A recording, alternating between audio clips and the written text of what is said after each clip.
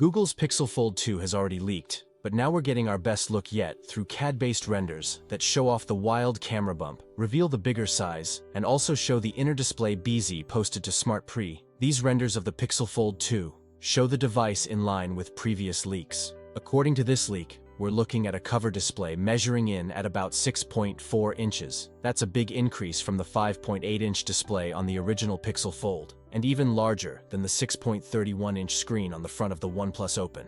While the inner foldable panel relies on a 7.9-inch flexible OLED screen, it's significantly taller and thinner than the original. The camera bump has a new shape, one that's very far removed from the original Pixel Fold's visor-like contraption. And as you can see that it's come with a triple camera setup, main camera, ultra-wide, and periscope zoom lens. The Google Pixel Fold 2 might skip the Tensor G3 chipset of the Pixel 8 and Pixel 8 Pro and jump straight to the Tensor G4 in the Pixel 9 and 9 Pro, which probably also means it will only be introduced alongside those devices in October, and not in May like the original Pixel Fold.